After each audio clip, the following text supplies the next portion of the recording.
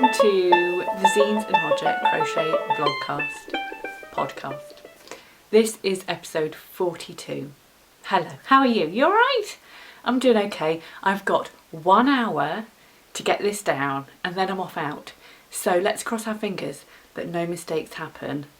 And even if they do, let's just stay rolling. I don't like that word, but is that technically what it is? Let's just keep going and see what happens, mistakes and all. I just want to mention before I get stuck in that I'm going to do a C2C Cal special next week, so I'm not going to talk about that much here today. The stuff about winners, the stuff about prizes, the stuff about what I made during the Cal, the stuff that you made during the Cal will all happen in one singular episode. So I'm not going to talk about that too much today. There's one C2C thing that I can talk about, that I'm going to talk about, and that's it. So let's get started. I've been crocheting over the last 2 weeks for sure, but there's not a great deal to show because last week I got an email asking would I do a design for a magazine, and I said yes. And then at the beginning of this week there was another sort of call that happened for some designs, and I emailed and went, what about this little thing? And they were like, yeah, all right then. And so I've done that as well. And so all of a sudden within a week I've taken on 2 new commissions that have got quite a quick turnaround. And then there was a third one as well which I turned down because I didn't feel like I could do it in the time, and I didn't feel like I was skilled enough to be able to come up with a design. I'm not sure if I regret saying no. I don't think so. I think it was the right choice, but it's horrible saying no. Really is. But I've done it. I've said no now. And it just means that I can give more time to the other 2 commissions and also to my own crochet projects, which I guess I should talk about next. There are no whips that I can show you. So it's finished objects. And the first, which I showed you last week, is now a true finished object because it has tassels. And it is this shawl, which is using the houndstooth stitch. And after a little bit of discussion last week, both you and I decided that the crab stitch border was completely unnecessary, but tassels were a must. So I added tassels instead onto the corners. I made this using my acrylic Aran weight that I had in stash. The colours were chosen for me. It was what I had in the quantities, and actually, you know, I think they go, so that's quite fortunate. Not necessarily my normal colours that I would choose, but sometimes it's interesting that when your hand is forced, what you come up with, I think. And so it became a new shawl, which was dead quick. And I know it's dead quick for other people as well, because I pinged the pattern across to Claudia from Crochet Luna like 2 days ago, and yesterday, not last night, but the night before. 24 robbers didn't come knocking at my door, but me and Claudia were having a chat and I pinged it across to her. Literally 12 hours later, she sent me a photograph of it almost done. Ridiculous. She's on fire. The name came to me last time when I was editing this video, and I was watching me going, what should I call it? I don't know. Can you name it? I went, oh, I know. So I answered myself. Houndstooth stitch. And I was going hound, and yeah, Release the Hounds. It is called Release the Hounds. There were a couple of other options, I suppose. I could have called it like the Baskerville shawl or something, but It was Mr. Burns whispering to me. He says it in an episode of The Simpsons when Bart is, it must be on his property, I can't remember, won't get off or something. It's been a long time since I watched The Simpsons, but I just know that Mr. Burns says it in a malevolent voice. Release the hounds. So that's what it's called. It's on Ravelry now, and it has a 20% off discount for the next 2 weeks. I just did the end date as the last day of November. It's dead cheap anyway, but if you want to go and get it now, you get the discount, so that it's only a couple of quid. About that, I can't remember exactly.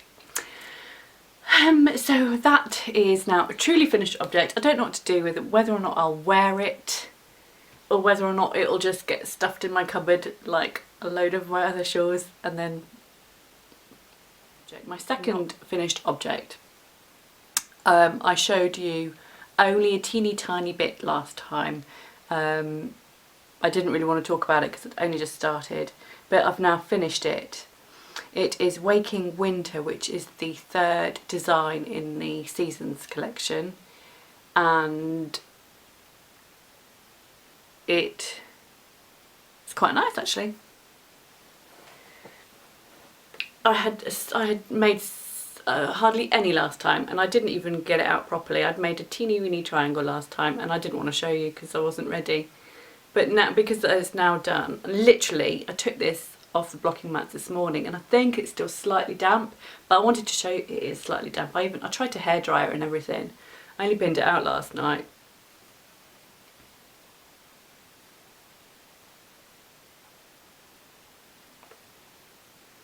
So that is Waking Winter.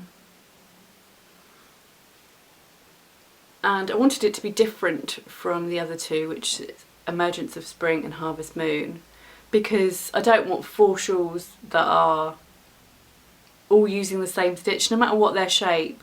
I didn't want them all to be the same stitches because that's boring. And so I've changed it for this one. So there's still a filet theme with these little holes, but it's very simple filet. Nothing fancy. And a pretty little border, just nothing to, you know, I didn't want anything overly fancy because the main body wasn't fancy, and so I didn't want to take away from this nice simplicity by adding something crazy on the edge. There's some front post stitches in here. There's, I think, what is called a camel stitch, a row of camel stitches. Camel stitch, I think it's called that. And it's mostly very straightforward, but I just really like the holes. Holes might be a thing for me. I started with the Nordic Noir, the Hinterland one, by putting rows of filet in that, and I really enjoyed it, so I wanted to carry that on, so I whacked in even more holes for this one. But I'll stop flapping it about in a minute. But it's Blacker Yarns, it's Tamar Luster Blend, which is the same as the spring shawl I did. It's a double knit and it's very woolly wool, but very warm, and it is very soft, although I completely understand that if you're sensitive to the itch, then this probably isn't the yarn for you because it is woolly wool. But it doesn't, I don't really get bothered by scratchy wool too much. And I think it's probably because my mum used to make me wear wool jumpers when I was a kid, and so I've just become accustomed to them. It's like I had no choice. They were the warmest jumpers, therefore I had to wear them. And actually I've taken that on board into my grown-up life. I don't buy acrylic jumpers very often. If I see a jumper in a shop I really like, I look for the wool content, and if it hasn't got wool content, I rarely buy it. I'd only buy it if it was absolutely amazing. Because they're just not warm enough. there's no point buying a jumper for the winter and it's not going to keep you warm. So, but this, I can assure you, is very, very warm, and it's quite big actually. I almost did another skein for this main colour, but actually thought, no, I'll stop here, even though it looked quite small at the time, but I'm glad I did because it's quite big.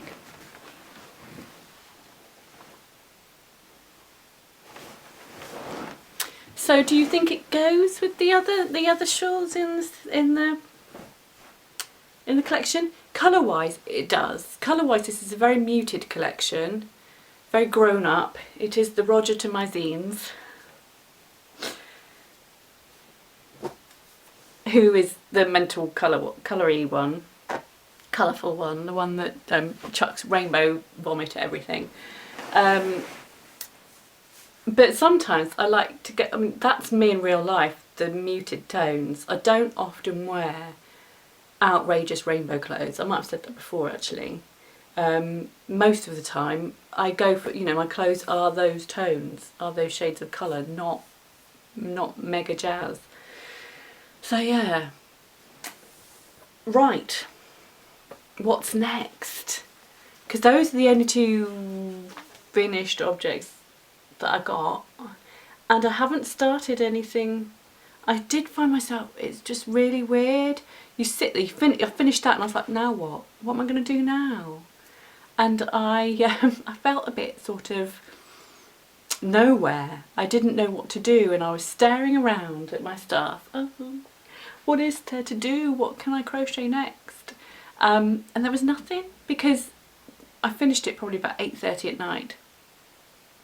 And I didn't want to start a new project.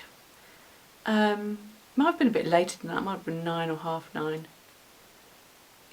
At that point I think I was just sort of winding down, and the idea of reactivating my brain to start something new, it wasn't happening. Especially as I'd failed at a knitting project earlier in the day. I bought a load of this really big stuff from Yarndale. I say a load, bought 2 balls of this blue and then a big skein of bright fluorescent pink. And I want to make a moss stitch. I think, is it called moss stitch or seed stitch when you're knitting? Like knit one, purl one, knit one, purl one, knit one, purl one, and do alternate rows. That's the kind of scarf I want to do. But this kept happening. Happened to me twice. I'd do a few rows and then the yarn would just go ploop.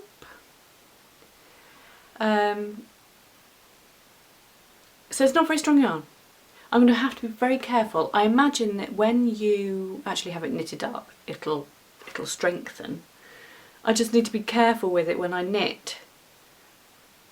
But it got me, and I was annoyed, so I put that down. But I mean, it doesn't take much. I think probably I had it caught around the chair and then I pulled it to get more yarn, and it just did that.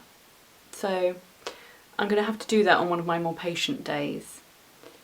But for a beginner knitter it'll be a dead easy project. It's just a question of whether or not I keep tearing the yarn or not, because I'm not a very delicate person and I do kind of yank at stuff, and that's just the kind of person I am.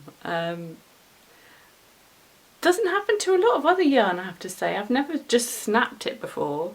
The only other time something like that did happen was when I was making a granny square blanket out of pure wool, just 100% wool, and the cat came along and she went with her sharp claws and sliced through it as I was crocheting, and I was like, what the hell did she do that for?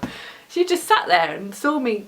I must have seen the yarn twitch and just went and sliced through it. I mean, just instantaneously. Mega sharp claws, or it was pitiful wool, I'm not sure. Did you see on Instagram last week that everybody was doing the get your yarn wishes granted? Well, I've never done it before, but I thought this year I would, because it seemed like a nice thing to do, seemed like a community spirited thing to do, and so I went through the hashtag, and started sort of marking off, like highlighting or saving the posts where I thought I could grant a wish. I think I had a look at some of them last year, went, no, haven't got any of that, no, can't grant that wish, no, and then just thought, oh, I haven't got anything that anybody would want. But this year I purposely read through a load of them over the course of like 10-15 minute period and highlighted about 10 of them that I could grant, and it kind of got a bit addictive.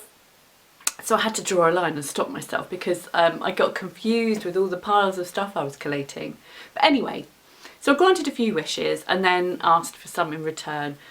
I was a bit too specific, I think, because I think if you just ask for any hand-dyed yarn or lots of stitch markers please, then people have those things. But I was just like, I want this specific shade of this dyer's yarn. It's very unlikely, isn't it? You would think.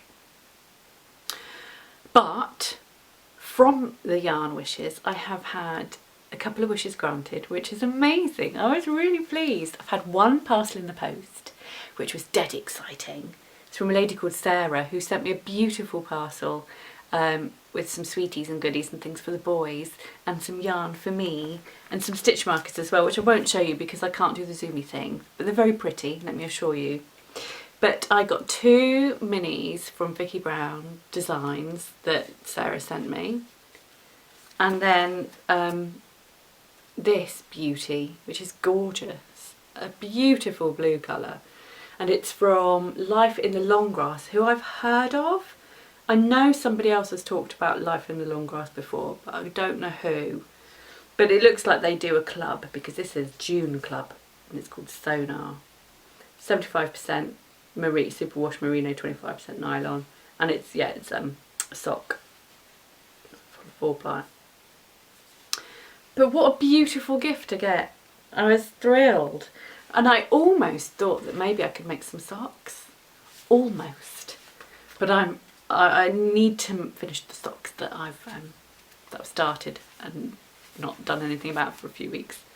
But to get something like that in the post is just so exciting. And then there's another one coming soon too, and it was in answer to my request for 2 skeins of double knit hand-dyed yarn, because I would like to make Sandra's Garters Ahoy shawl, which is a knitted shawl, but I thought it'd be quite a good one for a beginner knitter, so I'm going to try that.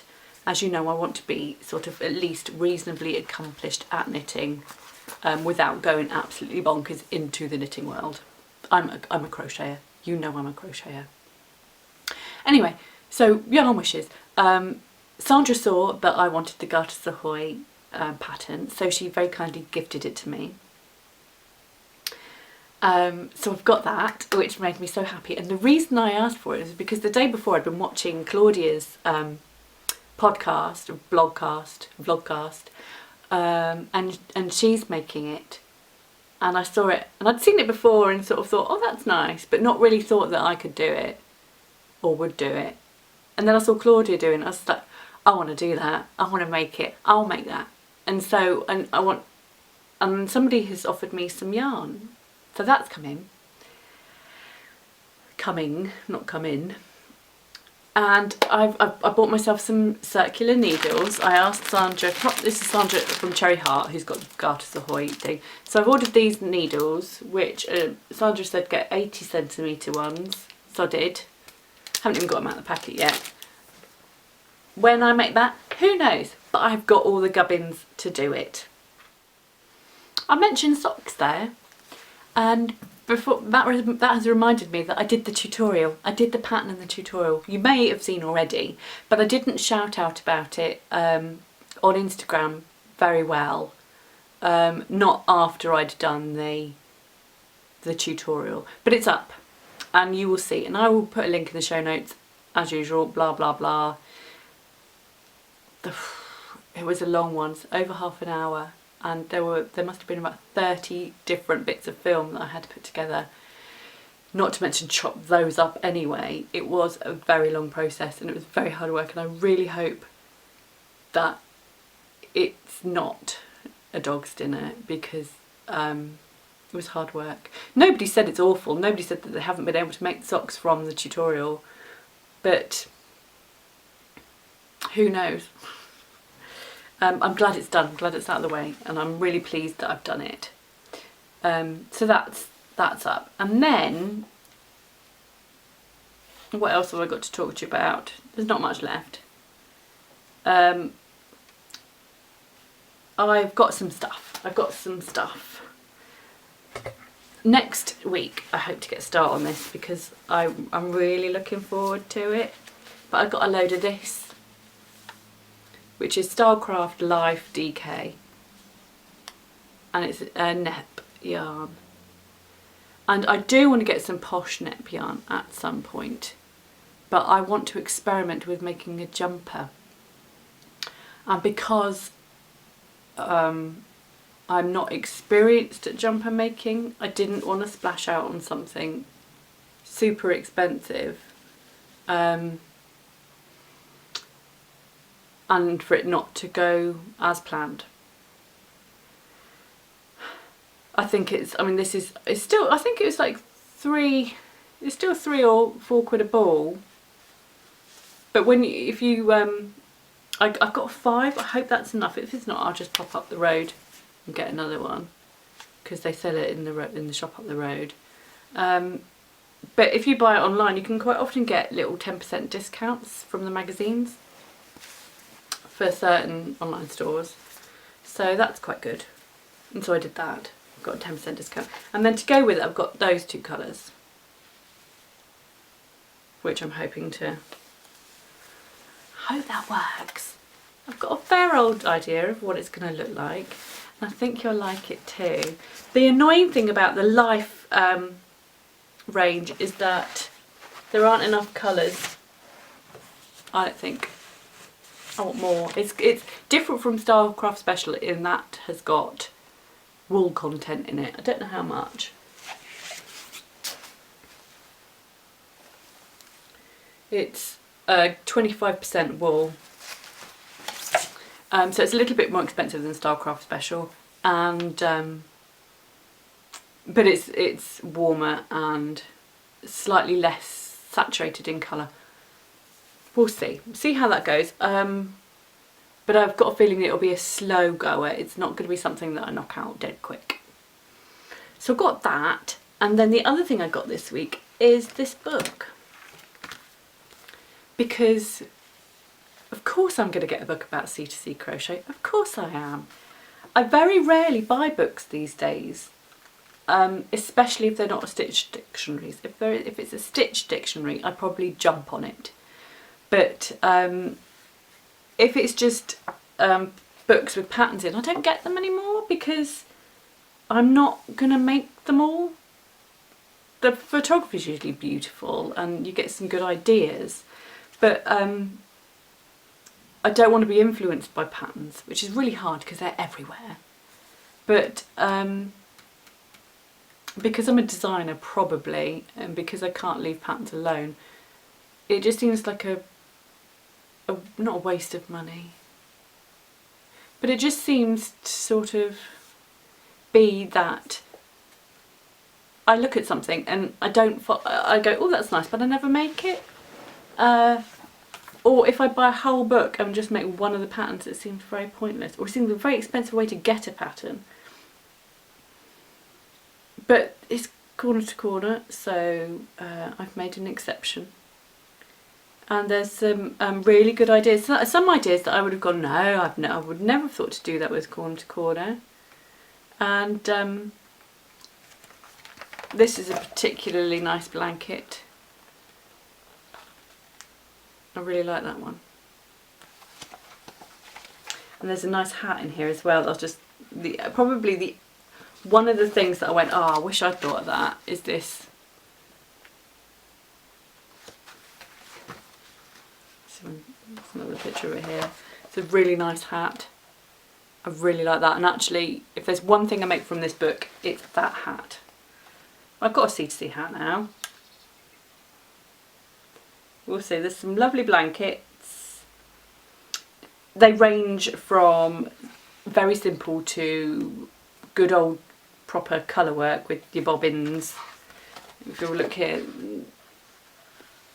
just clipped them all to keep them in control. This is the author is Jess Copham, who is the woman I talked about last time, who was interviewed, did a podcast with Be Hooked, all about C2C. So she gives a load of good advice. Did you listen to the podcast? There's a load of C2C gold, I promise you. There's a poncho,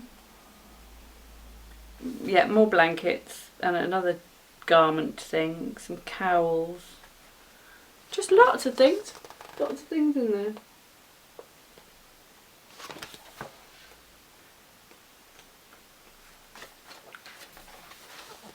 Quite like that, little rug, all sorts.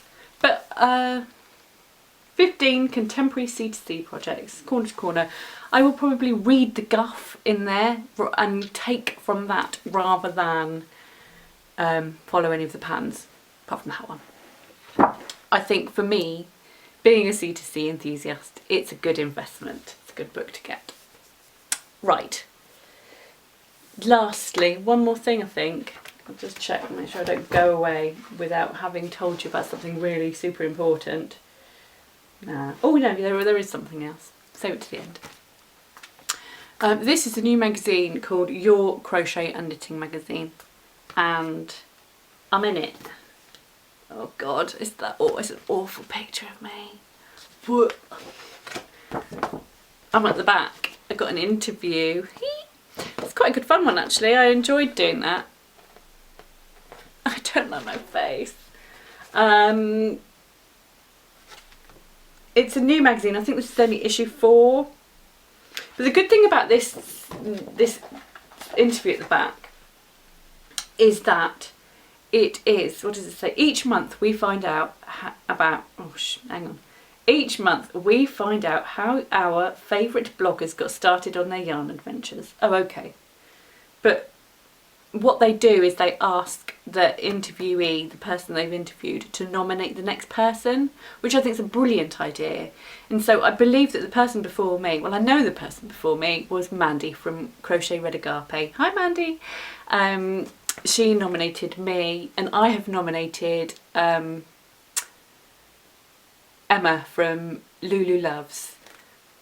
So I'm assuming that, I hope that she said yes, that it was okay and she wanted to do it. Because that's who I nominated. I think she must have said yes, because it says in the next issue, Emma Escott from Lulu Loves tells us where her creative need started. So yeah. But it's a knitting and a crochet magazine, and I would say that it is not worth getting if you're just a crocheter. But there are 46 designs in here, which is a hell of a lot. And I can guess that that's probably half knitting, half crochet, yeah. There's some amigurumi. That's the front. Christmassy issue. But it's expensive. It's really, and there's some good stuff and it's all themed. But this is crochet. It's all themed together because I think it came with free yarn, a lot of free yarn, and then you can make these patterns with the yarn that you got. But it's $8.99, which I think's a lot of money. However, this book is a tenner, and there's 15 patterns in it. This is 9, and there's 46. So sometimes I went into a magazine shop once. This is about a year ago, and the woman who was stood browsing next to me was just agog at the prices of the magazines. But you get more patterns in the magazines than you do in a book that costs the same or more. So you have to ask yourself, what you're looking for? Are you looking for just thicker paper, or or quality, quantity, I don't know. What are your thoughts on that? I mean, there's no judgment from me, I don't know. But maybe am I going, no, £8.99 for a magazine? Am I also that person going, that's outrageous? But you've got a shed load of patterns. And you're supporting all those independent designers as well. Both are actually, aren't they? We're all the same sort of thing, you know, probably freelancers just trying to get by. I don't know where I'm going with this, so I'll do my usual thing and shut myself off before I get myself in trouble. Lastly, we are nearly at 5,000 subscribers, which is amazeballs. It's just like unfathomable. It's amazing. I've got to go in a minute. But when I hit 5,000, I'll do a pattern giveaway if that's all right. Oh, I haven't even thought about how I'm going to do it. I'm going to give away one of my patterns, anyone. And also, when Sandra gave me Garters Ahoy, she said that she would offer a viewer a copy as well. And so that's a knitting pattern. So I'm giving away one copy of one of my patterns, which is a crochet pattern, and Sandra is going to give one copy of Garters Ahoy, which is a knitted V triangle shawl, for when I hit 5k. Right, let's do comments below. I think you can comment, make any kind of comment, a nice one, not a negative one. And